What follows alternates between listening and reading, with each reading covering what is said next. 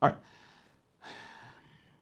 This is something similar in Majmu' al-Fatawa, the 11th volume, page 662 to 663. You can go back and look at it for yourself. Basically, Shaykh Islam says here, shirk for someone to invoke other than Allah, such as the one who seeks aid during times of fear, sickness, and poverty from the dead and from the absent. When he says the absent, he means that a person is in one land and they're calling upon some sheikh that might be alive in another land because he believes that that sheikh can hear him and answer his dua.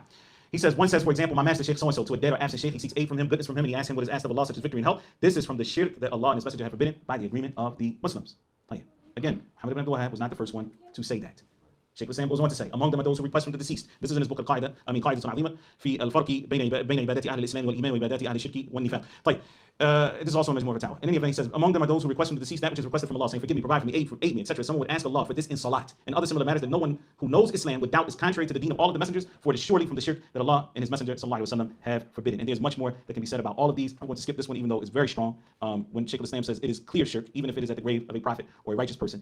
And this is in volume 27 of Majmu' al-Fatawa, page 72. We're going to end with this slide here, inshallah ta'ala, and then if there are any questions, we'll take them. Shaykh Islam, rahimahullah ta'ala, says, وَلِهَذَا كَانَ مِنْ أَتْبَاعِ هَؤُلَاءِ مَنْ يَسْجُدُ لِلشَّمْسِ وَالْقَمَرِ وَالْكَوَاكِبِ وَيَدْعُوهَا كَمَا يَدْعُو اللَّهُ تَعَالَى. If you didn't listen to anything else, I want you to understand this. He says, from amongst their followers. Now, their followers. Who is he talking about here? Apparently, Wallahu ta'ala Adam, he's talking about the falasifa al-muntasibina ila al-Islam. So there are philosophers who, the early philosophers like Ibn Sina and so forth, who ascribed to Islam. And they said that they were Muslims. Right? He says that from their followers are those who prostrate to the sun, to the moon, to planets, وَيَدْعُوهَا كَمَا يَدْعُو اللَّهَ تَعَالَى. And they invoke them like they invoke Allah. وَيَصُومُ لَهَا وَيَنْسُكُ لَهَا وَيَتَقَرَّبُ إِلَيْهَا. And they fast for them and perform pilgrimage for them and they do acts of devotion to them. ثُمَّ يَقُولُ. Listen to this. Then they say, هَذَا لَيْسَ بِشِرْكٍ. This is not shirk. وَإِنَّمَا الشِّرْكُ إِذَا اعْتَقَدْتُ أَنَّهَا هِيَ الْمُدَبِّرَةُ لِي.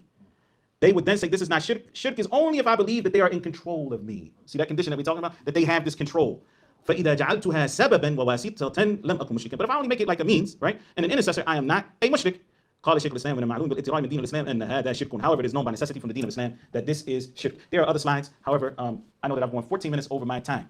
But I wanted to deal with this so that we don't have to go on this journey again, not like this. That we can